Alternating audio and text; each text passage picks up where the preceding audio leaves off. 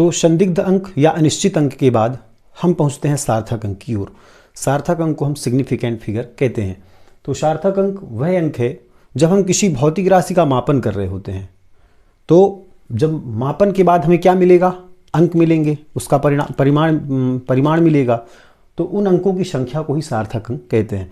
तो कह सकते हैं किसी भौतिक राशि को यथार्थतापूर्वक व्यक्त करने के लिए, है ना, यथार्थपूर्वक व्यक्त करना है उसे, तो व्यक्त करने के लिए जो उपयोग में लाए गए अंकों की संख्या है उसी को कहते हैं सार्थक अंक। तो सामान्यतः जब हम किसी भी वस्तु का, किसी भी भौतिक राशि का माप कर रहे होते हैं तो हमें सार्थक अंक प्राप्त होता है।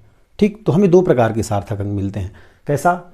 सार्थक अंक में क्या होगा, जो सार्थक अंक हमें प्राप्त होगा तो उसका जो अंतिम अंक है, सार्थक अंक का जो अंतिम अंक है वह अनिश्चित होगा और शेष अंक होंगे निश्चित। बात समझ आई? नहीं समझ आई? तो चलो देखते हैं। जैसे कोई वस्तु है ना, हमें वस्तु की लंबाई दी गई है। वस्तु की लंबाई है कितनी? वस्तु की लंबाई मान लेते हैं है 4.7 सेंटीमीटर। तो हमने कल भी बताया था कि यह हमने किससे मापा इसको? मीटर स्केल से। मीटर स्केल में हम कितना माप सकते हैं? दशमलव के केवल एक स्थान तक, है ना। तो मीटर स्केल से जब केवल दशमलव के एक स्थान तक माप सकते हैं, तो दशमलव का जो एक स्थान है दशमलव के बाद वाला, वह अनिश्चित अंक में उसकी गिनती होती है और ये निश्चित अंक कहलाता है। ठीक, क्योंकि यह तो या 0.71 हो सकता है या 0.69 हो सकता है, कुछ भी हो सकता है ये, है ना। तो ये इसको अनिश्चित अंक की श्रेणी में रखा जाता है। तो सामान्यतः जब हम किसी वस्तु की लंबाई को मीटर स्केल से मेज़र कर रहे होते हैं तो जो अंक हमें प्राप्त होता है उसमें दशमलव के बाद का अंतिम अंक ध्यान रखना, है ना। अब वर्नियर कैलिपर से मापेंगे 2 अंक तो लास्ट वाला दूसरा अंक। ठीक, इसी प्रकार स्क्रू गेज से मापेंगे तो अंतिम तीसरा अंक अनिश्चित अंक की कैटेगरी में आएगा। जैसे हम कह दें किसी वस्तु का द्रव्यमान है, मान लेते हैं 318.2 ग्राम, है ना। अब ये उसका द्रव्यमान है तो इसमें अनिश्चित अंक कौन होगा बताओ? अनिश्चित अंक होगा इसका 2। लेकिन सार्थक अंकों की संख्या कितनी होगी? सार्थक अंक क्या है? भौतिक राशि को यथार्थतापूर्वक व्यक्त करने के लिए उपयोग में लाए गए अंकों की संख्या। तो उपयोग में हमने कितनी संख्या लाई? 1 2 3 4। तो सार्थक अंकों की संख्या 4। इसमें सार्थक अंकों की संख्या 2। तो सार्थक अंक पूरे होंगे, लेकिन अनिश्चित अंक होगा, जो दशमलव के बाद वाला अंतिम अंक है वह अनिश्चित अंक होगा और बाकी दशमलव के बाईं ओर वाले अंक निश्चित अंक की श्रेणी में आएंगे। तो इस प्रकार जब हम किसी भी भौतिक राशि का मापन करते हैं, कोई भी भौतिक राशि हो सकती है, लंबाई, द्रव्यमान, ठीक है, समय, तो जब हम किसी भौतिक राशि का मापन कर रहे होते हैं तो उसके मापन में सार्थक अंकों की संख्या जितनी अधिक होगी, जितने अधिक सार्थक अंक होंगे, तो हमारा माप उतना ही अधिक यथार्थ होता है, उतना ही अधिक हमारा माप जो है शुद्ध होता है। सार्थक अंकों की संख्या जितनी अधिक है, मापन हमारा उतना ही करेक्ट होगा, उतना ही शुद्ध होगा, ठीक है, उतना ही ट्रू होगा।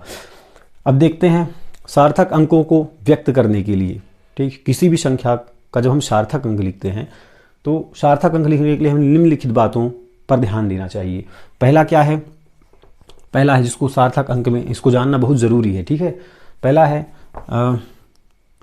संख्या, किसी संख्या, है ना, लिख सकते हैं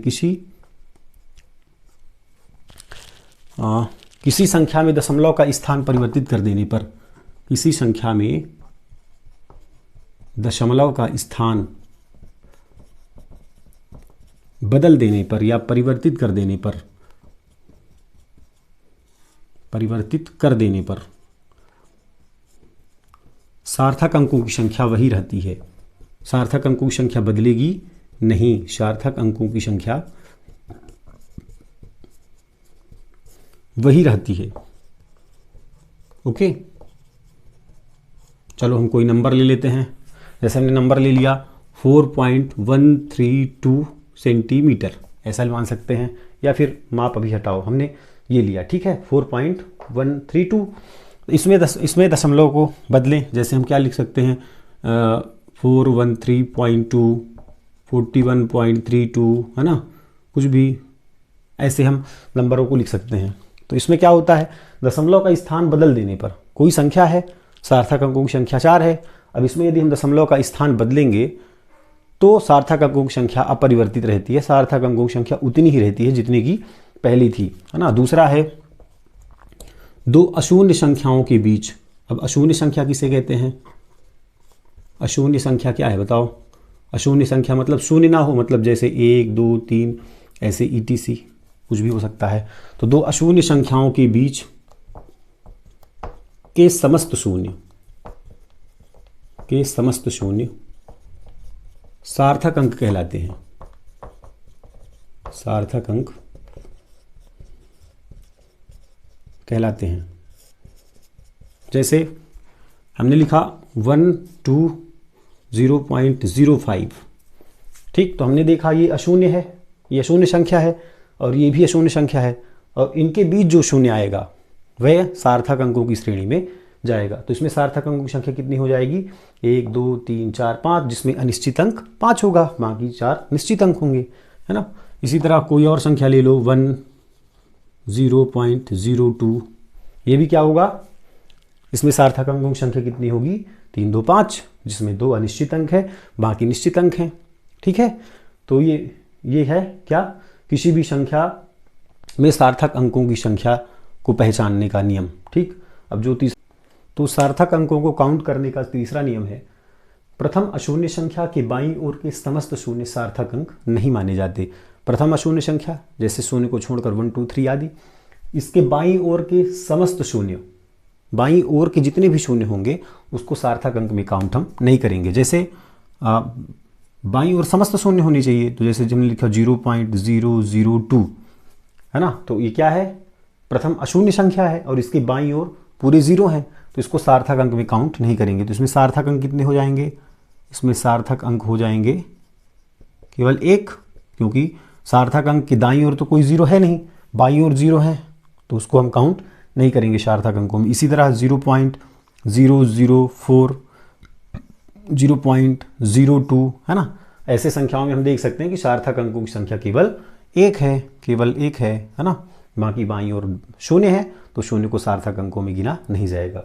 किंतु दाईं ओर अंत में आने वाले सभी शून्य सार्थक अंक माने जाते हैं। दाईं ओर जितने भी शून्य आएंगे, जैसे हमने लिखा 6.302, तो दाईं ओर शून्य है, सार्थक अंक होगा, है ना। 7.302, ठीक। ये तो बीच में आ गया, हमको दाईं ओर लास्ट में लाना है ना। तो लिख सकते हैं 340, 8.930, कुछ भी, ठीक है। तो इसमें सार्थक अंक की संख्या कितनी हो जाएगी? इन तीनों में सार्थक अंकों की संख्या हो जाएगी कितनी है? गिनो, क्योंकि दाईं और अंत में आने वाले सभी शून्य सार्थक अंक माने जाएंगे। तो ये सार्थक अंक में इसको काउंट करेंगे तो इसमें 4, इसमें 4, इसमें 4, तो सार्थक अंकों की संख्या कितनी होगी? सब में 4। तो बात समझ आई। तीसरा नियम, प्रथम अशून्य संख्या के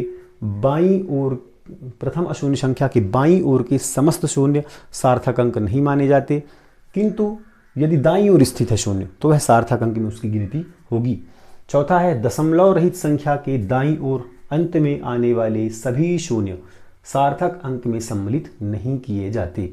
दशमलव रहित कोई संख्या है और दाईं ओर अंत में यदि शून्य आ जाए, जैसे हमने लिखा 6320, तो दशमलव रहित संख्या है, दशमलव नहीं है इसमें। दशमलव रहित संख्या के दाईं ओर जो अंत में शून्य आएगा वह क्या होगा? वह शून्य सार्थक अंक में सम्मिलित नहीं किया जाएगा। मतलब इसमें सार्थक अंक की संख्या कितनी हो जाएगी? 3। इसको नहीं काउंट करेंगे तब जब दशमलव रहित संख्या होगी। जैसे हमने लिखा 13200, है ना। तो इसमें सार्थक अंकों की संख्या कितनी है? 3। फिर ऐसे हमने लिखा 120, सार्थक अंकों की संख्या 2, है ना। तो कोई ऐसे संख्या हमको दी रही होगी, दशमलव रहित कोई संख्या, तो उसके दाईं ओर जो 0 आएगा उसको हम सार्थक अंक में सम्मिलित नहीं करेंगे। उसको छोड़ करके जो भी अंक है वे सार्थक अंक कहलाएंगे। किंतु यदि दशमलव रहित संख्या माप से प्राप्त होती है, लेकिन हमने किसी भौतिक राशि का मापन किया, किन्हीं दो स्थानों के बीच की दूरी हमने देखी, मान लेते हैं दो स्थानों के बीच की दूरी कितनी है?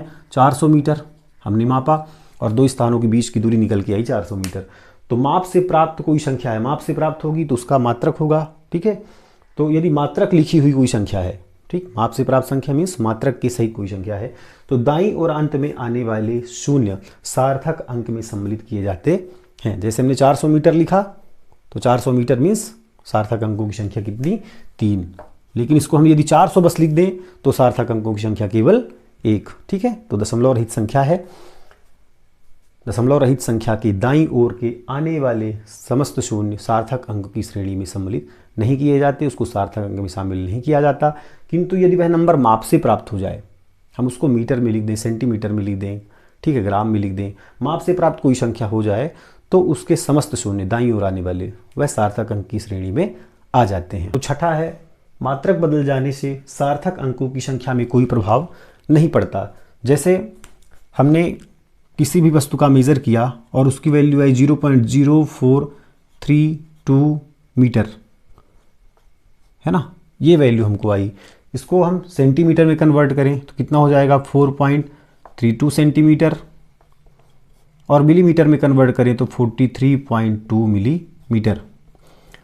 तो हम जानते हैं कि प्रथम अशून्य संख्या के बाईं ओर के समस्त शून्य सार्थक अंकों की श्रेणी में नहीं आते। तो इसमें सार्थक अंकों की संख्या 3, इसमें सार्थक अंकों की संख्या 3, इसमें भी सार्थक अंकों की संख्या 3, क्योंकि मापन से प्राप्त हैं। ठीक है, तो इस प्रकार हम देखते हैं कि मात्रक बदल जाने से सार्थक अंकों की संख्या पर कोई प्रभाव नहीं पड़ता। अब मान लेते हैं दो स्थानों के बीच की दूरी है, दो स्थानों के बीच की दूरी ए और बी के बीच की दूरी है 400 मीटर, है ना, 400 मीटर। तो 400 मीटर में सार्थक अंकों की संख्या कितनी है? 3 है, क्योंकि ये मापन से प्राप्त है, मापन से प्राप्त संख्या है। अगर हम 400 बस लिख दें, सार्थक अंकों की संख्या कितनी हो जाएगी?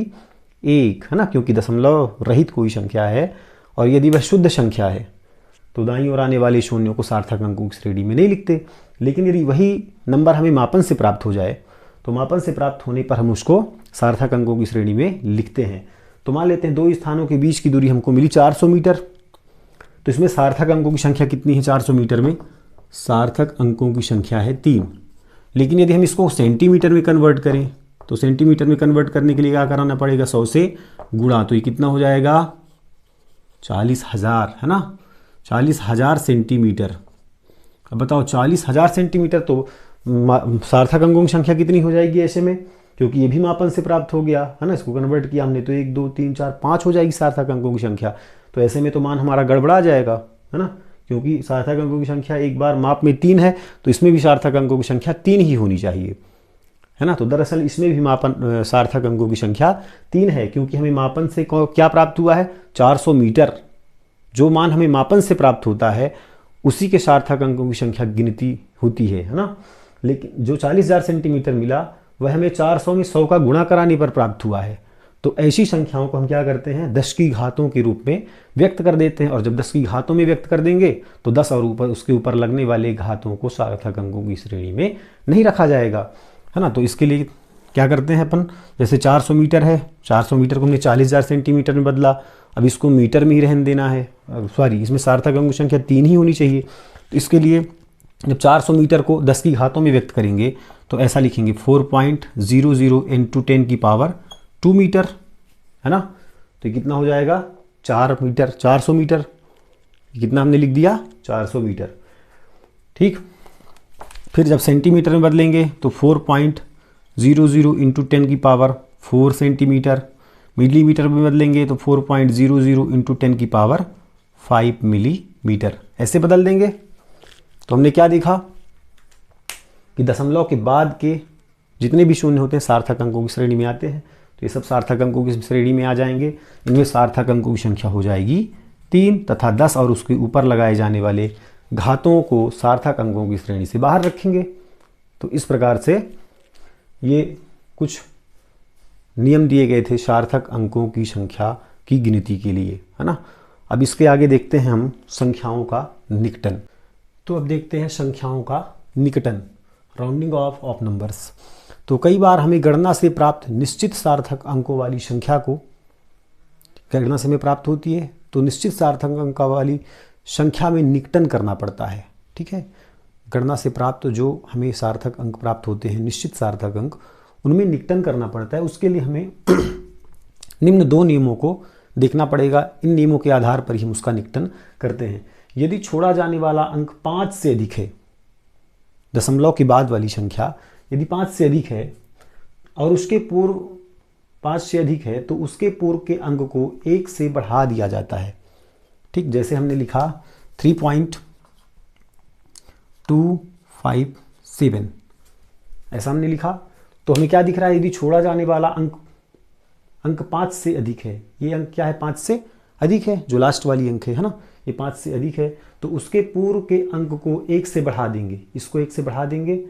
और यदि 5 से कम है तो उसके पूर्व में अंक को अपरिवर्तित रखते हैं। तो ये अंक क्या है 5 से अधिक है, तो इसको क्या लिख सकते हैं, इसका निकटन हम कैसे करेंगे, इसका ये निकटन हो गया है ना, इस संख्या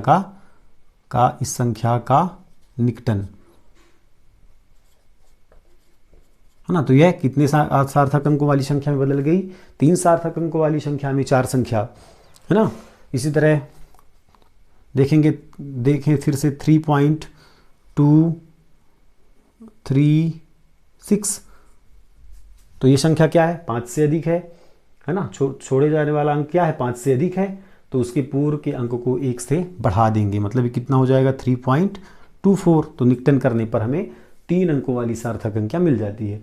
किंतु यदि 5 से कम है, तो उसके पूर्व में अंक को अपरिवर्तित रखते हैं। जैसे हमने लिखा 2.3243, तो ये जो लास्ट में अंक है वह क्या है 5 से कम है, तो उसके पूर्व में अंक को अपरिवर्तित रखेंगे। तो निकटन करने पर इसको हम 3.324 ही लिखेंगे, ठीक।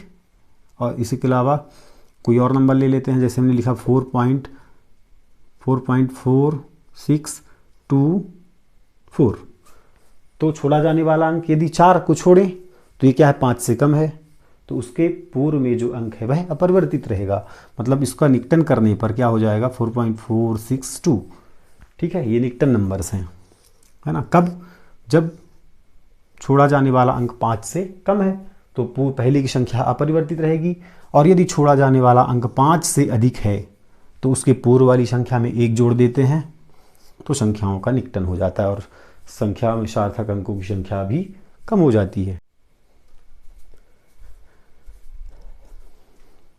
दूसरा है, यदि छोड़ा जाने वाला अंक 5 है, यदि हम अंक 5 को छोड़ रहे हैं तो इसमें 2 कंडीशन होंगे। पहला, उस अंक 5 के पहले सम संख्या हो सकती है, सम अंक हो सकता है, तो उस सम अंक को अपरिवर्तित रखते हैं। जैसे सम अंक की बात करें, है ना, सम अंक की, तो जैसे हमने लिखा 2.45, तो छोड़ा जाने वाला अंक क्या है 5, और इसके पूर्व यदि कोई सम अंक है तो उसे अपरिवर्तित रखेंगे, मतलब इस संख्या को 2 सार्थक अंकों वाली संख्या में निकटन करने पर इसका मान आएगा 2.4।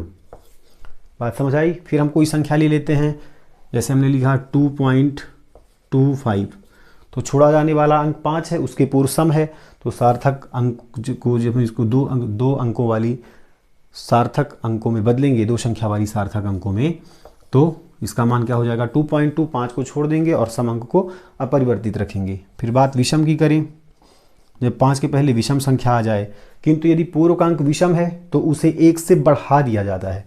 जैसे हमने लिखा 2.75, तो हम छोड़ेंगे किसको 5 को, लेकिन 5 के पहले क्या है विषम, तो इसको क्या करेंगे, इसमें 1 बढ़ा देंगे, है ना। मतलब जब 3 अंकों वाली संख्या को 2 अंकों वाली संख्या के सार्थक अंकों में निकटन करेंगे तो ये हो जाएगा 2.8। ओके। फिर कोई संख्या ले सकते हैं 2.35, इसके पहले विषम है तो ये क्या हो जाएगा 2.4। ऐसे ही आपको याद रखना है, तो ये संख्याओं का निकटन है, ठीक। तो आज हमने जाना सार्थक अंक क्या हैं, सार्थक अंकों को लिखने के नियम क्या क्या हैं, सार्थक अंक में हम किसको काउंट करेंगे किसको नहीं करेंगे, उसके बाद हमने संख्याओं का निकटन देखा, है ना। इन 3 चीज़ों के बारे में हमने आज अध्ययन किया, तो आप इनको अच्छे से पढ़ें ताकि आगे फिर हम संख्याओं का गणना सीख सकें और फिर उसके आगे विमेय सूत्र ठीक शुरू होगा। तब तक के लिए धन्यवाद।